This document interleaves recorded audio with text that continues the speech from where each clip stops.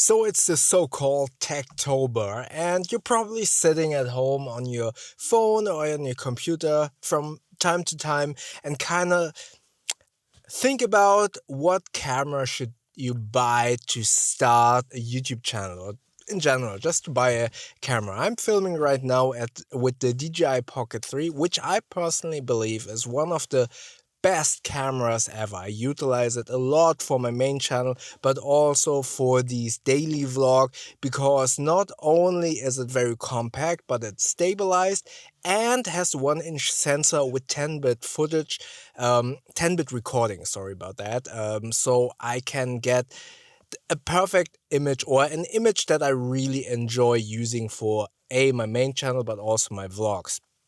But right now in Tech-tober, there are so many new cameras on the market, be it from DJI, like the DJI Action 5, the DJI Nano, which is the competitor to the Insta360 Nano, the small the Insta360 Go. And then you obviously have bigger cameras like the Canon series, the PowerShot X something. So there are a lot of good cameras at the moment that could be very helpful for you to start a YouTube channel. I'm of the firm believer to kind of start either with what you have, or get a camera that is small enough that you can carry with you wherever you go, plus isn't as big to kind of feel you're very self-conscious about yourself when you're filming yourself outside. So that is why I'm a huge advocate for smaller cameras like the DJI Pocket 3 or an action camera. Yes, a bigger camera will be much better in terms of image quality and in terms of growing, but I feel like, especially when you are starting out, there is a huge argument to make filming yourself as easy as possible and without a lot of things getting in your way. And one thing that is always getting in your way is feeling self-conscious about yourself, feeling with this heavy big camera when in public. And even when you're at home, a big camera, even if you are not feeling self-conscious about yourself filming yourself, there is this lack of knowledge where a bigger camera will kind of ask you to really know about not only shutter speeds, but also aperture, choosing the right lenses and stuff like that. An action camera pretty much will get that out of the way, because you cannot set the aperture and you basically only have one lens, and that is all you have. So in this video, I only want to talk about these smaller cameras and give you some recommendations what to buy, potentially as your first camera or as your vlogging setup.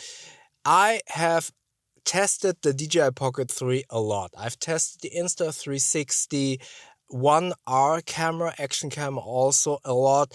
And I have experience with GoPro, but I've not tested these newer cameras. So everything that I want to kind of talk about in this video is based on my experience as a creator and what I think a newcomer should start out first, or at least what you might need to think about. So this is not necessarily a technical recommendation, but rather a recommendation on food for thought. So as I said, the DJI Pocket 3 for me is one of the best cameras to start out, because the sensor size and the image quality is amazing, and you can link it up with the DJI Mic 2, which to me is the most important part. Sound is much more important than the video. If you record on an iPhone but you have this really crisp sound, then people will not notice that it is an iPhone video. But if you film with a RED camera or a DSLR and your sound is terrible, people will switch off, despite the fact your images will look good. So that is the reason why I personally believe you should go invest in the DJI system, because they have a so well integrated sound mic system. Yes, Insta360 now has a mic system as well, but I feel like their product lineup for mics isn't as big as in the DJI ecosystem. So my personal opinion would be to invest in DJI systems. Now, the DJI Pocket 3, although I think it is an amazing camera, right now there is a scarcity of the device and the prices have shot up so high that I don't know if from an budget wise it is the best idea to get a DJI Pocket 3, although it is a great camera. Furthermore, it is obviously a gimbal and therefore it's not as rugged as an action camera. So sometimes you might be hesitant despite its size. You won't necessarily feel self-conscious about filming yourself, but you feel a little bit scared of it breaking. I never had the issue. I live in Hamburg, there's a lot of rain. Obviously, I don't use it in heavy rain, but when it starts raining, I'm not right away, oh no, I need to shut off the camera and put it away. If there is some drizzle on it, I don't really mind. So but it is definitely a fragile camera and now also very expensive. So the next thing is one of the action cameras. I feel like those are the best recommendation and not the Action 5. It's a great camera, don't get me wrong, but I'm always a huge advocate of getting a camera from a previous generation. So the Action 4 is discounted a lot and you can get it fairly cheap. So my recommendation would be to get the DJI Action 4 with the DJI Mic 2 or the DJI Mini to give you the perfect setup to start out. Now, some of you might ask, what about the DJI Nano? I'm very tempted to get the Nano because it is so small. You can use it very easily hidden away. But I feel like there are some usability trade-offs. Do you have the display in this thing that you can kind of check out remotely your framing? But I feel like in terms of everyday usability, having these two separate devices and having to kind of choose, oh, do I put the display in front so I can film myself, or do I put it in the back because when I switch a camera around to film whatever I am seeing, the monitor is facing the wrong way potentially.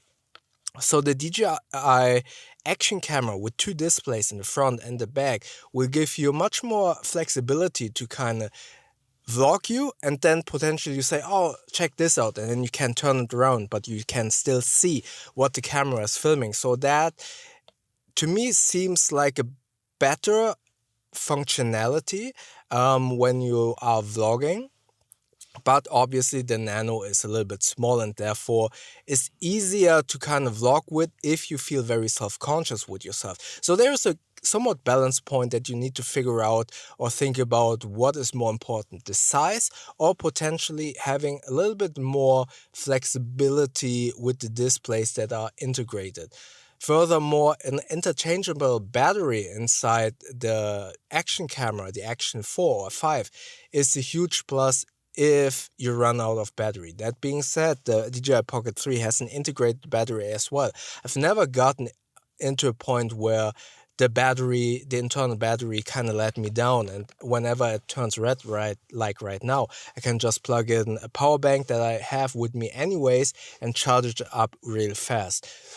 So yeah, for me personally, if I had to decide right now, and considering the price point of the DJI Pocket 3 is so high, if it would be the same price like when I bought it, I would go with the DJI Pocket 3. But right now, I would probably argue get the DJI Action 4 together with the DJI Mic 2 to get you in a really, really good ballpark to start a YouTube channel, to start vlogging. But not only vlogging, you can obviously also shoot incredible videos outside of the vlogging sphere to just start a YouTube channel. But as I always kind of recommend, when you start a YouTube channel, you want to kind of minimize everything that kind of blocks you. So, for example, editing.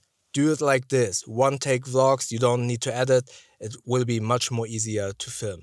Get a small camera that you can carry with you everywhere. So whenever an idea strikes you, you can start vlogging right away.